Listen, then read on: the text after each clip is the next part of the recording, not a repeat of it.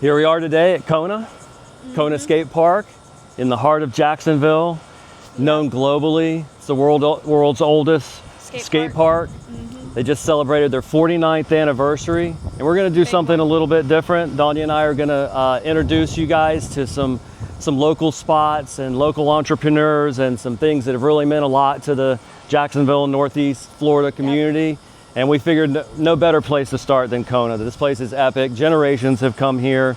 Yep. And we're going to go in and meet the owner, Marty, and have a little discussion. See ya.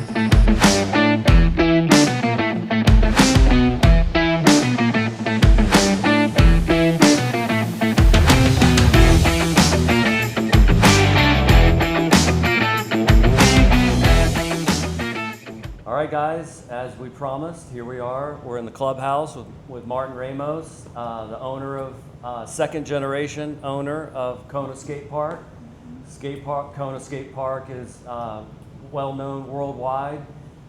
It's the oldest skate park in the world, right? Yep. You guys just had some pretty cool events this past. You've been busy. I've been trying to get in here to see Martin for several weeks now. We had 49th anniversary. That's epic, right? And Go Skate Day yesterday. What'd you have in between that? Something. We've just been staying busy between all the construction and renovations, and June was a pretty busy month with our anniversary, and then Go Skate Day, and so today's like our day of recovery, or Monday maintenance, actually is what it is. That's awesome. Probably a lot of maintenance all the time. Yeah. Almost 50-year-old skate park. Yeah. So tell us the history of the skate park. Well, the park was constructed in '77. Went bankrupt twice in the first year and a half, and sat here dormant for. You guys weren't the owners then? No, not at that point. I was a little skater kid at the time, and had actually come up here a few times and skated around. Bought my first real skateboard out of the pro shop that was here. It was a Christmas present. Dad threw it in the trunk and didn't get it till Christmas Day. But the park went bankrupt and sat here empty for a short period of time. And then I think I saw it's like a year or so, right? Yeah, it seemed like it was a long time, but I guess it was not too long. It was probably an eternity. Absolutely, but yeah, Mom and Dad decided they would pick up the park as like a little side family business to do, and we've probably accidentally been here ever since. But I don't think it was ever a plan to be here this long, but just throughout the years and the generations, we've been able to stick it out, and we're officially the world's longest surviving privately owned skate park. Wow. So, yeah. And so for those of you that aren't old enough to remember, I am for sure. I've known Marty for 25 plus years now, but I remember as a kid when all the skate parks got demolished. Yeah. Right? So all these people had great ideas and came in and built these concrete skate parks that were cool.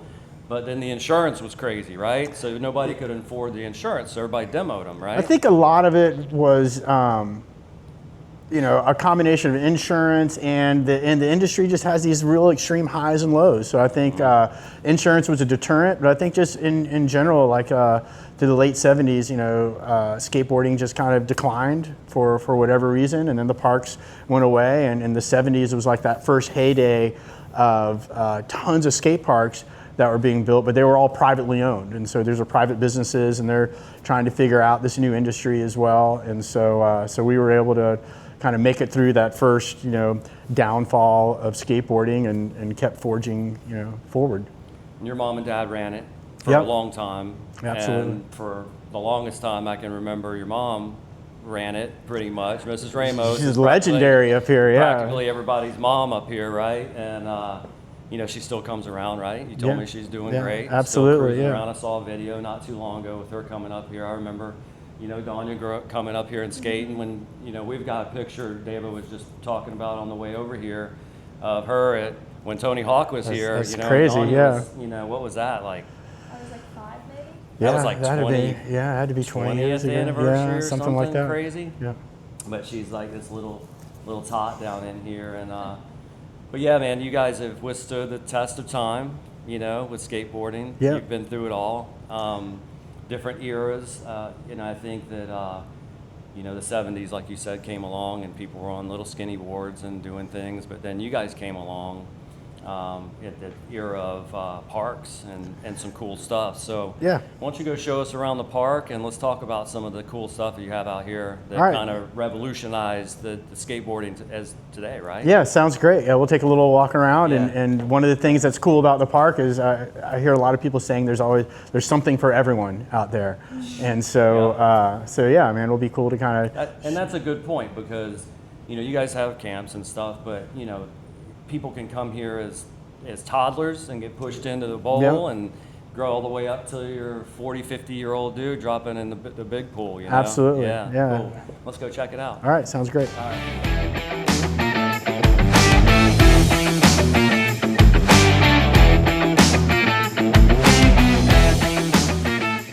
All right, here we are. We're in the epicenter of Kona Skatepark. This is part that's been here the longest, obviously. Yeah, it's kind of like the OG concrete, Yeah, area right through like, this. You can carve, you can, be careful hitting the mogul though, Yeah. because people do eat it there. I've seen It's the most dangerous area in the whole skate park is right there, dude. We'll take people out.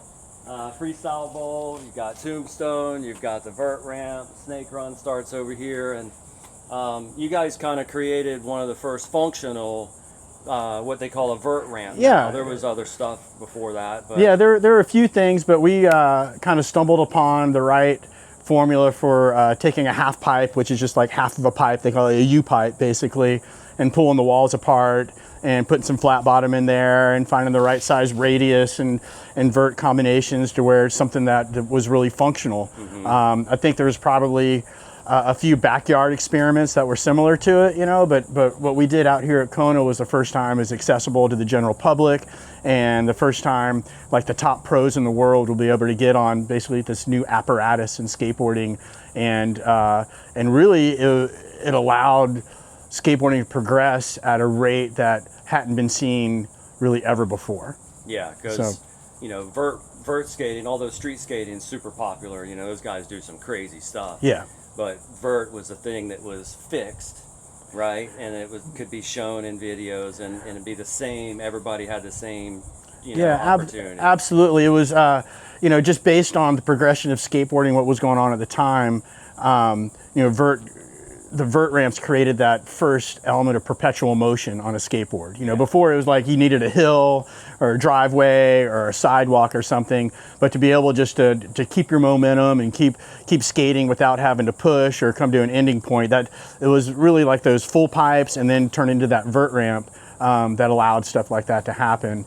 And skateboarding kind of started off skating really big things because you needed something big to keep your momentum going. And so it was like the prelude to street skating, which was kind of based in the ollie and the flat ground ollie, which hadn't happened yet. Yeah. And so just being able to get on something that wasn't going to beat you up like a concrete pool, and that was predictable, and it was affordable. People could build these things in their backyards and be able to have like their absolutely. They were janky. But just so much progress happened in those first like 5 years that vert ramps were around, like from 1980 to 85. Just every year it was just like this huge explosion of new maneuvers, new tricks, new possibilities. The equipment was getting so much better, and so it was kind of like one of the first real heydays of athleticism in skateboarding and showing what's possible. Yeah. Those guys did some wild stuff. Oh, it was insane just to watch. I remember as a competitor back then, I could remember like each year I would be like, man, if I could do the stuff I can do right now a year ago, I'd be like #1 in the world. and it was true. It's like there's just so much stuff would happen and the possibilities, and so just keep twisting. Yeah, it's just crazy to look back and to be a part of all that progression. But yeah, it was that vert ramp and the ability to have them in backyards and parks and everywhere, in a short period of time, a lot of them popped up, and so it really pushed the limits. A portion of it started here. Yeah, this was right kind of like the first spot to really show what was possible. I know you guys had some big tournaments. I've brought the years. Yeah, all the legends of today, by chance were coming through here. All the guys that we saw in the magazines, Asoy and Hawk and all those guys, Gator and all those guys were all here. Yeah, all brought it right here. Then we cruise over to probably the most iconic piece here at Kona is the tombstone. So tell us the story of the tombstone. It was an afterthought. You know, the tombstone was built before my family took the park over, but it wasn't a part of the original plans of the park. You know, originally it was just a bowl with the lip like it was, and the story I'm told is within the first week, the skaters, we need vertical, you know, we need some vert. And at the other parks, it wasn't uncommon for them to just build like a concrete wall right here and just try to blend it into the concrete that was there. But, you know, they decided they're going to go, oh, we need 6 foot of vert, you know, whatever, which is pretty crazy, especially, you know, this is back, you know, in 77, 78. And originally I just realized they referred to it as the monolith. When it was first put up there, it was like, oh, what the big monolith, you know, that was there. And then at some point, after people got hurt enough on it, it became the tombstone. Yeah, it was a killer, you know, for sure. I mean, I've been here when the pro guys are dropping in here on the vert ramp to get enough speed to get up there. What's the? I don't want to put you on the spot. What's the craziest thing you've ever seen done on that? You know, I don't know if there's like been a crazy single thing, but.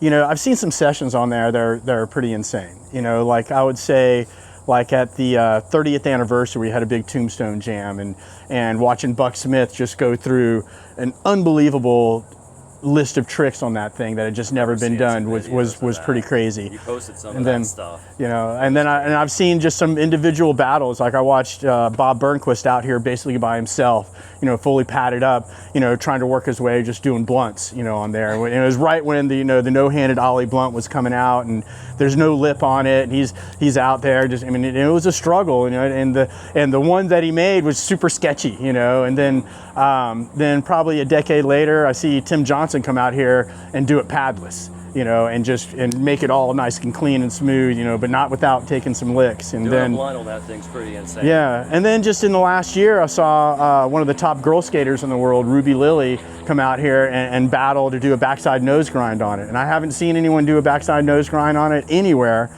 And then, you know, girl skate, but after 2 days. 2 days and literally probably 150 attempts to make that happen. And so to see just the progression of skaters and the different battles that have gone down on that's really what resonates with the memories of what happens out there on the tombstone. It's always somebody trying something new. Yeah, absolutely. So, you know, who knows what's going to be happening in the next year. I'm sure every year the bar seems to get raised a little bit. So, but right now I would say Ruby Lilly is the one to really take note of. Then we've got the snake run. Infamous, yeah. I've seen some epic sessions on the snake run too. Absolutely. And it used to be a lot taller. You know, the hill is kind of chopped off, but if you see, you know, pictures from like 79, 80, maybe even into like 82, you notice that the hill goes way up to the top, almost as tall as where those lights are right there, because it used to be a long, skinny runway going down into the snake run this way and then down into the J run the other way. But it was just insane amount of speed, man. So many injuries and people were getting broken off, and so pretty quick. Cruising down on Mike Peterson on 1 foot. There's riding down snake run on one footed. I'm like, it gives all sorts of challenges between, you know, skating on 1 foot or going down on a furniture dolly or motorcycles going down it or motorcycles going up it, and what do you call it? Those soapbox derby. We've done a lot of fun stuff down that thing. But certainly. Danny Way did a sick trick out of the snake run. I mean, the Danny Way Gap, you know, is named from him, back from that big 1991 contest, because he was the first one that had the vision of, you know, we can drop in from this concrete vert ramp and just scoot off the side, just give you enough speed to go ahead and do something. And parks weren't really around that much. That was still kind of towards the end of the vert ramp area, but the vert ramp was the first time you could really fly through the air and see it was possible. But to jump from this spot to that spot really hadn't been happening too much. There wasn't much opportunities, and so because holding on to your board, you know, keeping your feet on the board was always exactly for a long distance like that. And so that was kind of the first time with all the pros out here. They're like, we can, you know, gap from the bowl into the free or gap from the bowl into the snake run and all these. So that 1991 session with that NSA contest was pretty cool. Epic. That was pretty cool. Well, cool. Let's go check out the street, because you do have a street course here. Nice street course, and you just revamped the vert ramp, with all insane vert ramp. So yeah, crazy we were able to put that project together. So I know, that was epic. I watched so it yeah. unfold. Yeah, let's go check it out. All right.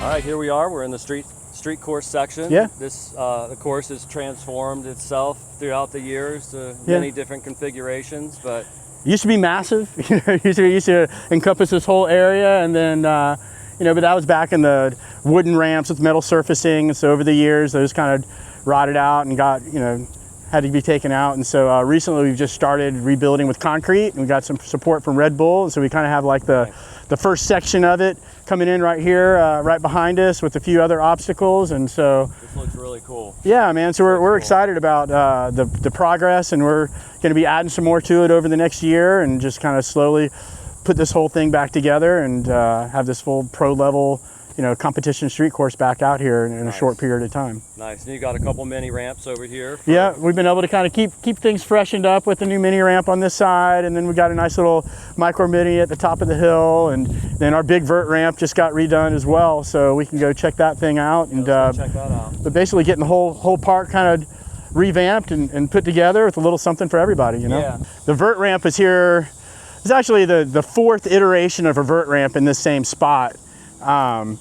This one was originally built, this configuration, in 1999. And so it got about a good 20 years to it. But then it got to the point where it needed a full renovation. We weren't sure if we were just going to rip the whole thing down and start over or rehab, but we decided the frame was still pretty good. We just had to kind of take all the surfacing and everything off and rebuild the decks and this. And so yeah, I did a little bit of a redesign. Used to have some extensions and a big roll in, and took those. Yeah, I took those off, and then we created these little smaller roll-ins so that you don't have to know how to drop into the ramp, be able to skate it, which is something new. And I really don't know of any other vert ramp anywhere that has a feature like that. And it's really opened it up to kids and adults that normally would be like, oh no, I can't do any of that. You can now, like, all right, I can drop in and kind of see what it feels like and work their way to being able to drop in from the top. So because a lot of this, when you drop in, is knowing, even if you can make the drop, of what you're going to do when you get to the other side. Yeah, right? There's a lot to it. I've seen people drop in and go. There's a lot of barriers to learning how to skate a vert ramp like this, and so we try to take those barriers away and kind of make it as inclusive as we can to skaters of all abilities. And I see you're coated with gator skin. Yeah, gator skin partnered up with us and got this going. I was glad to get the green surfacing on there. I think it looks pretty cool. Yeah. And for what we do out here, that surfacing for sure is the best that we've come across. Nice. So.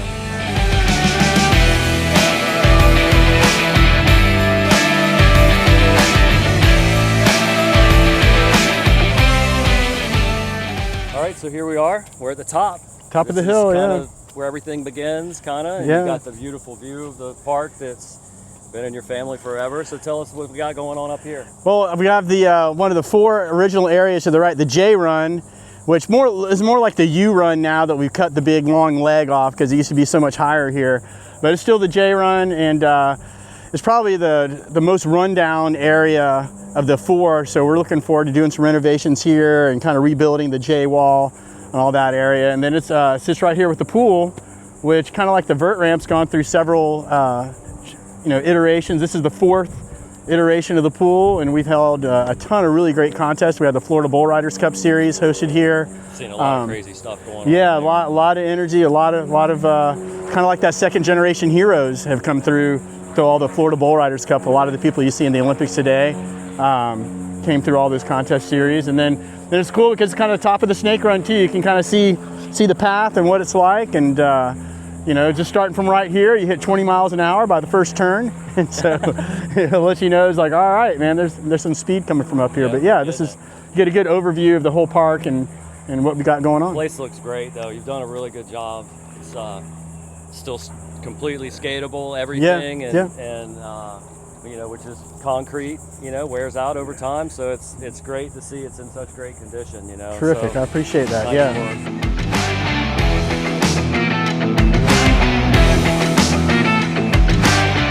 So now we have checked out the park. Yeah, got a little tour, see what was happening out there. Lots going on. I mean, You could spend a whole day here and probably not skate the same thing. You probably need a week really to get around the whole park Yeah. and check everything out. By the time you learn how to hit the snake run and J run and things like that, you're going to need a little bit of practice. What are some of your favorite memories of the park?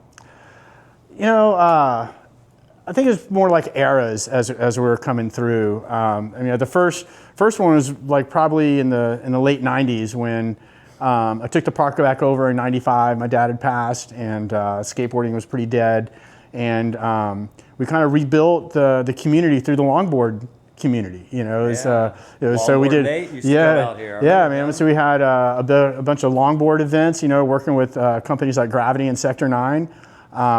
And a lot of the legends, you know, kind of leaned into that. We were doing slalom racing then. So guys like Steve Olson and Dave Hackett were coming out here, and Dwayne Peters all on a regular basis for this very niche type of thing in skateboarding that was probably the least popular of all.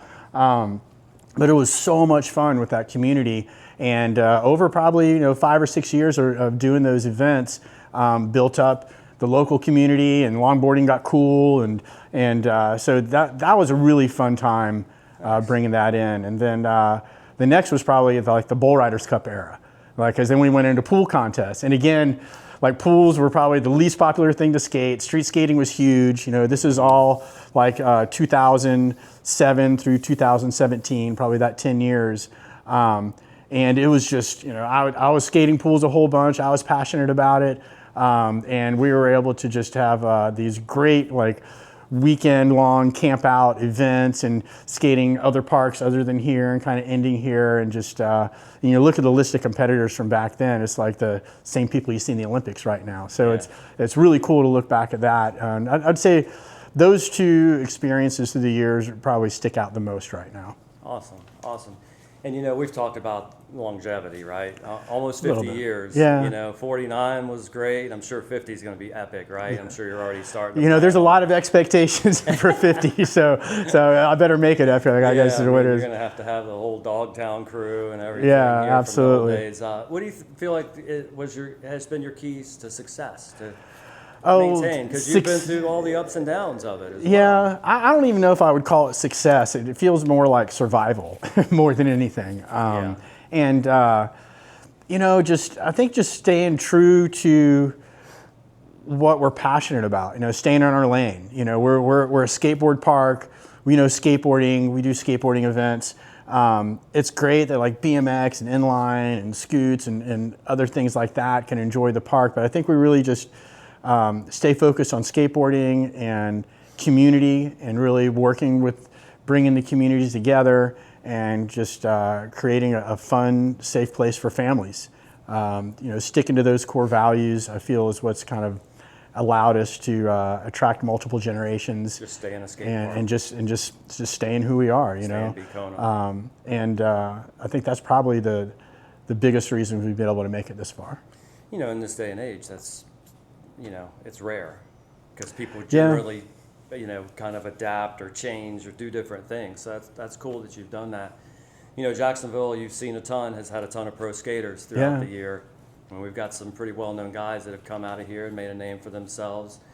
What do you feel like makes Jacksonville, Northeast Florida, so special?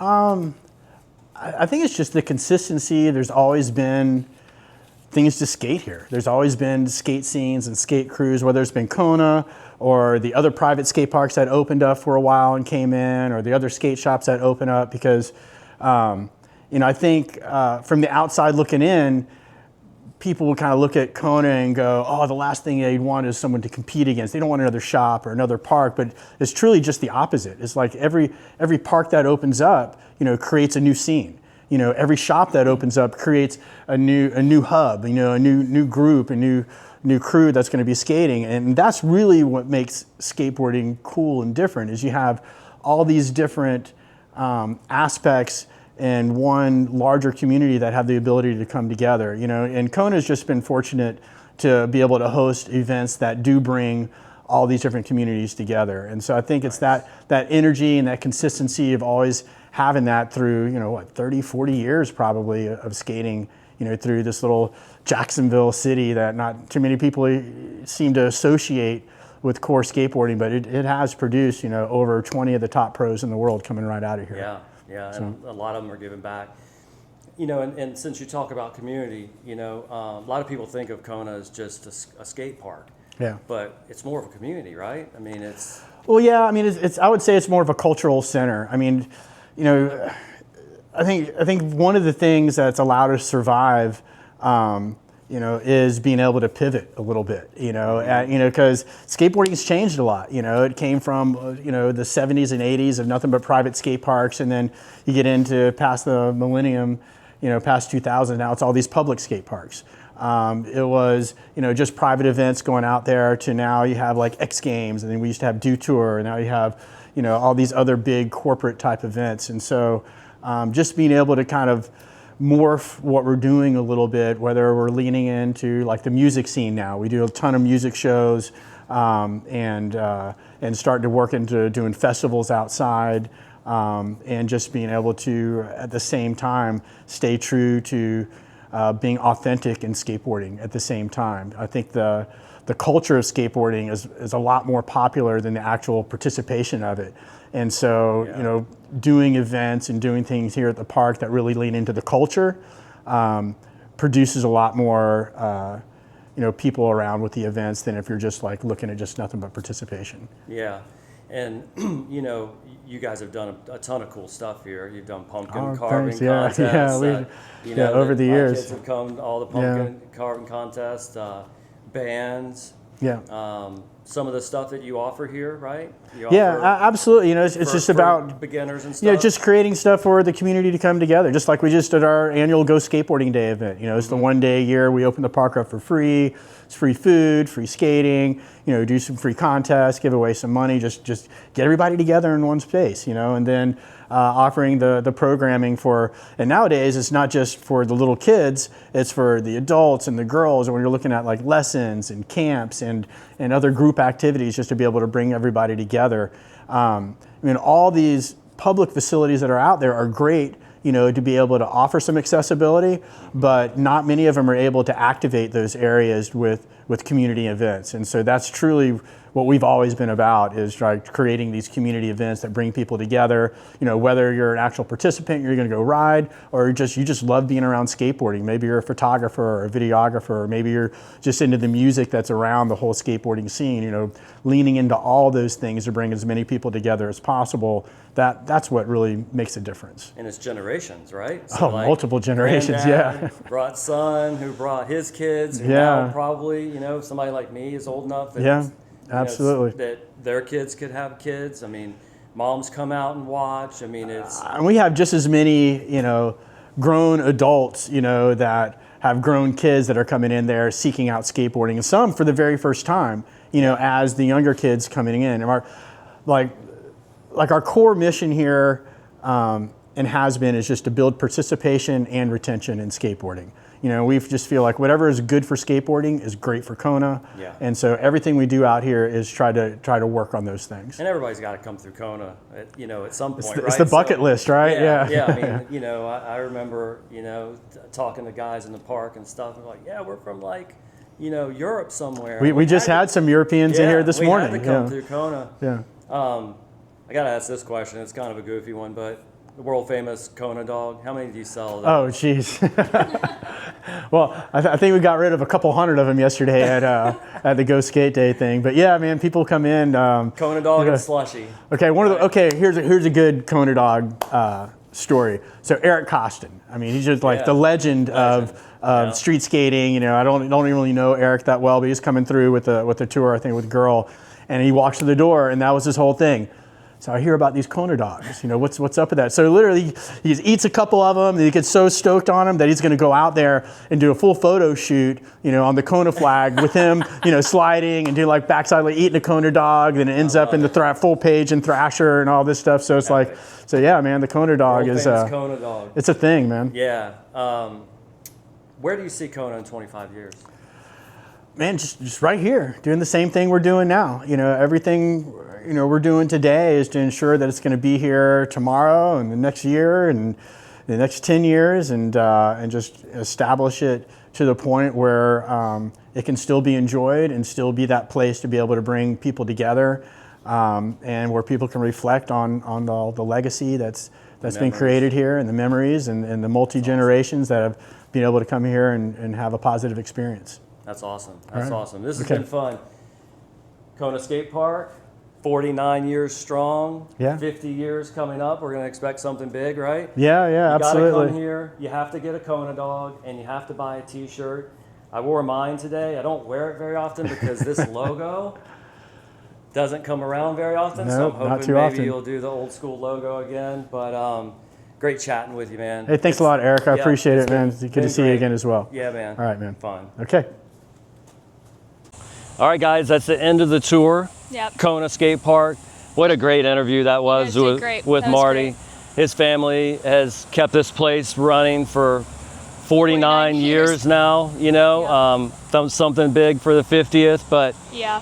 that was fun. You have to come check it out, buy a t-shirt, or at least come just take a look at it. It really is a cool place. Yeah. And if you can't come check it out, it is on Tony Hawk Pro Skater, Yep. which is epic. Yeah. I grew up playing that. I grew up skating here, me and my friends, and going down the snake run in a office chair. Freestyle bowl. Stay away from the lots of meeting. memories here. But we hope you enjoyed that, and be on the lookout for more local spotlights. So like, comment, subscribe, and Tell your friends. yeah, be on the lookout. See ya. See ya.